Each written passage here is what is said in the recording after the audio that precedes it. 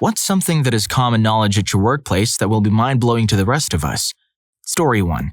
I work extensively with the LGBTQ, lesbian, gay, bisexual, and transgender community. If individuals have put themselves at risk of HIV infection, such as by engaging in unprotected intercourse, although there are other ways HIV can be contracted, they can consider taking a course of HIV medication called PEP, post-exposure prophylaxis. PEP can be taken if you have been at risk of HIV infection, and if you start taking it within 72 hours of the risky encounter, it may help prevent HIV transmission. PEP medication, the course of medication is not inexpensive and can cost between $600 to $1,000 if your insurance does not cover it. However, if you reside in the United Kingdom or many other countries with free healthcare, PEP won't cost you anything. It's important to note that there can be significant side effects associated with PEP, which may make you feel seriously unwell. However, please don't let this deter you if you believe you have been exposed. Additionally, it's crucial to remember that HIV can take anywhere from 3 to 6 months to appear in blood tests, since the tests detect the antibodies produced to fight HIV infection. Therefore, please don't assume that starting the medication within 72 hours guarantees 100% clearance. You need to wait for up to 6 months for a clearer picture. Story 2. When you have an IV placed, there isn't actually a needle left in your arm. The needle is taken out and a tiny flexible plastic tube is left in. So many people think they're walking around with a needle in their arm and are afraid to move it around. I have always cringed hardcore when I watched a person in a movie wake up in the hospital and then rip the IV from their arm. Story 3. I work at a motel. There are a few things you should know when traveling. 1. Never use the bedspread. These are reused, so the first thing you should do before getting into bed is remove the bedspread. They're only washed occasionally, maybe once every 3 months or if a guest soils them. 2. Avoid walking around barefoot in your room. Carpets are typically cleaned once or twice a year, if even that frequently. 3. Try not to use the in-room phone. It's often overlooked and rarely cleaned properly. 4. When booking a room, using online sources for a cheaper rate isn't always the best option. Most of the time, you could have obtained a better rate by directly calling the motel or hotel. That's all for now. Happy travels. Or, just don't be overly concerned about every little thing. Story 4. Almost all forests you hike in, camp in, hunt in, and bike through were once either farmland or pastures or were logged at some point in history. About 99% of the forest land east of the Mississippi in the US and in Europe was previously cut down, and very few of the original old-growth forests remain intact. There are notable exceptions, such as forests and high mountaintops, steep ravines, and specially conserved tracts of land owned by concerned individuals. Many hardwood forests in the US were cleared between 1750 and 1900. They're now undergoing secondary succession, where new pioneer species take over and gradually develop into a new forest. These secondary forests may not consist of the same species as the ones that existed before deforestation. For example, many pine oak forests in New England have been replaced by birch maple forests. The American chestnut and American elm species, which once constituted a significant portion of forest lands along the Appalachian Mountains, have been devastated by introduced diseases from Europe. These diseases have resulted in their decline, despite their once impressive presence. Story 5. 90% of professional brewing involves cleaning. Making beer is a straightforward process, as it is a naturally occurring substance. Our role is to facilitate the yeast's job by monitoring temperatures, anticipating issues, and maintaining cleanliness. It's honestly difficult to add more to this discussion since it's common knowledge in my line of work.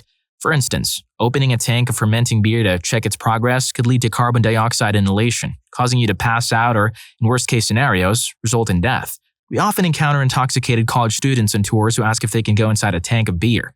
No, it would be lethal. Contrary to popular belief, we don't spend our days drinking beer and sampling. Most of our time is spent lifting heavy objects, cleaning, getting dirty, moving heavy equipment, and did I mention cleaning? Story 6. As healthcare workers, when we need to call a patient at home and someone else answers the phone, we are not allowed to disclose where we are calling from or why. For instance, if we need to reach John Q. Citizen and his wife answers, we can only say, "May I speak to John Citizen, please?" The wife may inquire about the purpose of the call, to which we respond with, "I can't discuss that with you. Could you please put John on the phone?" This policy often causes difficulties, but we're legally obliged to follow it. I'm not being uncooperative or impolite. Please understand the rules and pass the phone to the intended person. Story 7. Failing a student is absolute agony for most professors. We'll often look for any loophole we can find to let you pass the class because, frankly, having to tell you that you're failing is one of the worst things we will have to do for a job all year. We think about you when we turn in our grades, and we torture ourselves about it afterward. Unless your professor is truly a jerk, when you fail a class, you have legitimately failed that class. P.S. Grading papers takes a really long time. That guy is definitely not an engineering professor, that's for sure. Hey, by the way, this video is sponsored by me and my friends at Rufus Rugs. We create custom, hand-tufted rugs that perfectly reflect your style. So whether you want to get one of our thumbnails as a rug for, research purposes, or maybe you just want to get some cool anime-style rugs for your room, check out Rufus Rugs by clicking the first link in the description. Story 8. I work as a barista during the school year. One thing that a lot of our customers don't seem to know is that dark roast coffee actually has the lowest amount of caffeine in the roast spectrum. So many night shift workers will come in right before we close and ask for the darkest roast we have because they need to stay up all night.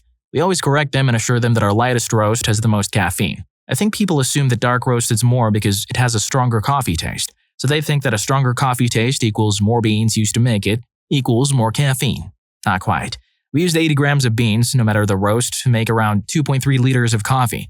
At the shop where I worked, I'm sure this is the same for many other coffee shops as well, dark roast coffee and light roast coffee are made from the same beans. Dark roast coffee, as the name implies, is roasted the longest. The beans get that bitter and burnt taste, but more caffeine is burned off in the process. Since light roast is not processed for as long, more caffeine actually stays in the coffee beans. Story 9.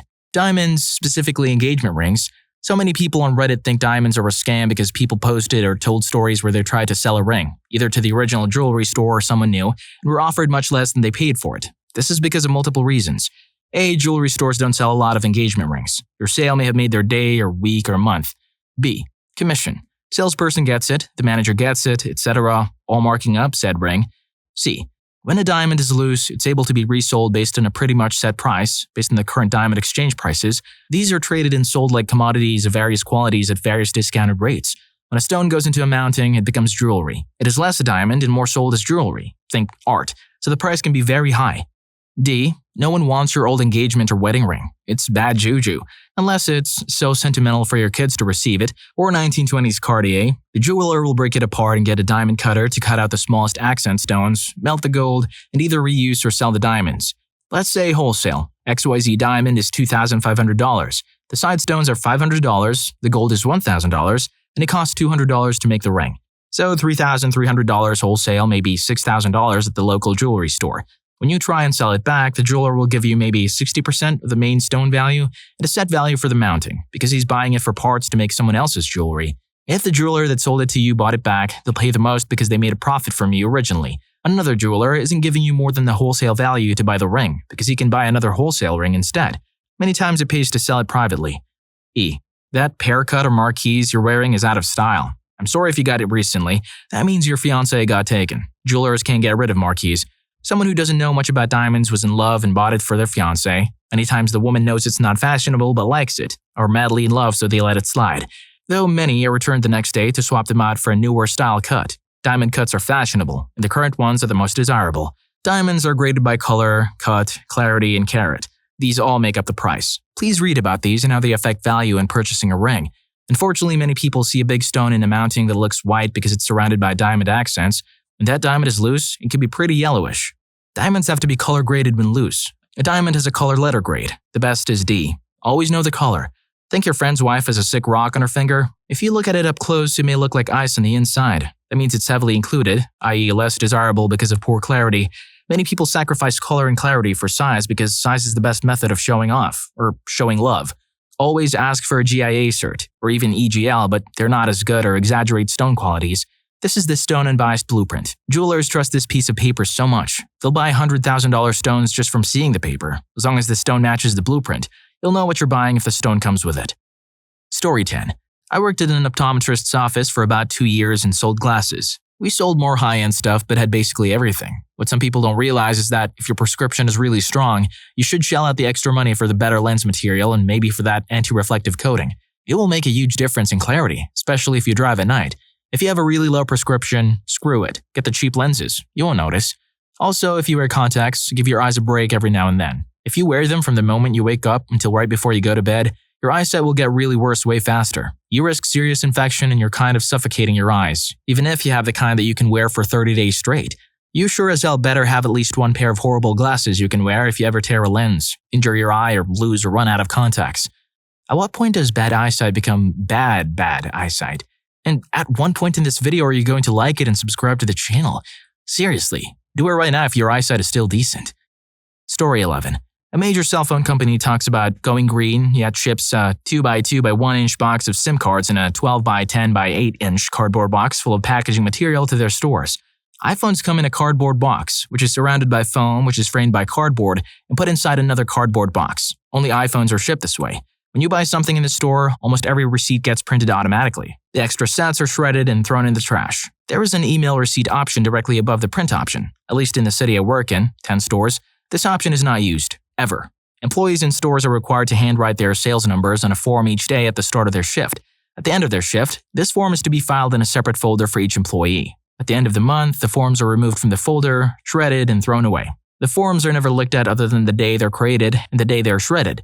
Every piece of information in each form is also written in an extremely accessible whiteboard in the back of the store and is updated daily. Customers are actively encouraged to drive back to the store with any questions about their device or service instead of calling customer care, because it costs the company more if they call in.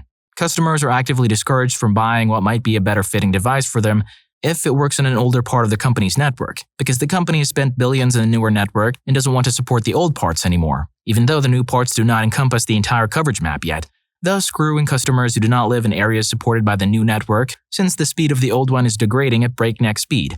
Employees were trained in how to better recognize what might be the best phone and matching accessories for a customer, then immediately told to ignore said training. The only reason the training ever happened was so the company could say they trained their employees on better customer relations. Every store in the entire western United States had any technicians removed from the stores over 2 years ago. All the customer service reps were repurposed over a year ago. End result, if you walk into a store with an issue with your phone or account, you're going to talk to a sales rep who has only ever been trained to sell your things. He or she knows nothing about fixing your phone. It only wants to convince you to deal with a problem, put a band-aid on it, or replace your handset at a cost to you. If you call customer care or tech support, these channels have not been informed that the stores are completely bereft of any form of support. They are still told that customers can go to the stores to get help so that they can be sold something new. Until recently, employees in stores were required to show every single service available to every person who walked into the store. You just want to buy a car charger? Too bad. You're getting a new phone, several accessories, a mobile broadband device, and a tablet. Once you say no to all of those, 20 minutes later, then you can buy the car charger you came in for. That'll be $30. This ended recently after customer feedback scores fell to somewhere around 7%. In essence, this major cell phone company has done everything it can to be as harmful to the environment as possible, short of dumping old handsets into a bonfire, and actively encourages its employees to make the customer experience as terrible as possible, in the name of grossly increased profits. Story 12. From working at a kennel. A lot of places only have a few sizes for coffins, should you want the kennel to bury your deceased pet for you. If your pet is too big to fit one, he or she will be made to fit in it. Working at a few vets. I have no idea how common knowledge this is, but I had no idea until I worked there. If you see an injured animal on the side of the road that isn't yours, you can bring it into most places and they will treat the animal at no cost to you. If the animal passes, it will also be buried at no cost to you. Good Samaritan's Law or something like that. If your animal has gone into illegal substances, just tell us. We don't care. Our business is treating your animal appropriately as fast as possible. Just tell us. It'll save you money in the long run since we don't need to go through so many wild diagnostic measures, and your poor tripping pet can get its system cleared before anything too bad happens. If your cat is in for treatment and bites one of us, and has not had or is overdue for its rabies vaccine, its head will be taken whenever it passes, if it is available, and will be shipped off for its brain to be studied. This is purely personal, but if your pet is at a certainly elderly age, 12 plus, and having major issues, please just consider euthanization. The amount of money you'll spend on the insane amount of treatments to keep your pet alive for another few months is not worth it. And the amount of suffering the animal endures from all the treatments is also not worth it. So many animals come in that really would be better off going peacefully into the bright light, but owners just can't let go. It's frustrating to watch. Story 13. Healthcare, ICU nurse. Sometimes having a patient pass is the best thing to brighten my day. Seriously. If you have been keeping mom or grandma alive for 2 to 12 weeks after she should have biologically kicked the bucket and she finally gets to rest, I'm genuinely happy that I don't have to torture someone to soothe your conscience anymore. If you'd put your pet down in this situation, it might just be time to let your more valuable human relative go. I wholeheartedly agree. I know it may be hard, but sometimes it's the right thing to do.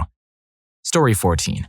The reason a lot of military units have massive budgets is that the defense funding system works on a use it or lose it system. We may not need our full budget for 1 year, but we're a deploying unit that is deploying next year and we'll need it then. If we don't spend it all by September 1, the fiscal year starts October 1. When the new budget comes out, we will have reduced funds. So units frequently spend all the money they're allotted in order to have guaranteed funding for when they need it. If the system didn't punish units for being frugal and made it easy to acquire funds needed for training and equipment, Then we could reduce spending quite a bit most of the time.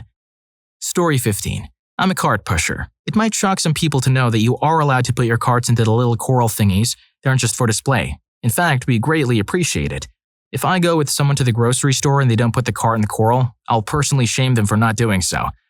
Story 16. If you spend a bunch of money to get your computer fixed and then a week later there's a new issue, 99% of the time it's your own fault. No, we didn't put some magic voodoo spell on your computer to keep you spending money fixing the damn thing. It's that 250 plus gigabyte of media you insist on downloading from random places on the internet. Almost every issue in a computer boils down to user error. Also, if you come in and ask us, you won't look at my files, will you? The first thing we do when you leave is to find exactly what you're worried about us finding. And when you say, I don't know why it's not working, my nephew or grandson or wife or husband must have been downloading stuff. You aren't fooling anyone. You're not the first person to blame the mysterious absentee nephew. Well, I guess I'm not getting any of my devices fixed ever again. Story 17. I know Reddit pretty much hates Starbucks, but if anyone wonders, Starbucks barista here. Most people don't seem to realize that just because you have the same cup sitting in your car for 3 days does not constitute a 55-cent refill. A nice barista will give you a cup discount, a really nice one will do it anyway. A refill is a brewed beverage, coffee or tea that was purchased an hour or more ago after sitting in the lobby. Do not ask for one in the drive-thru.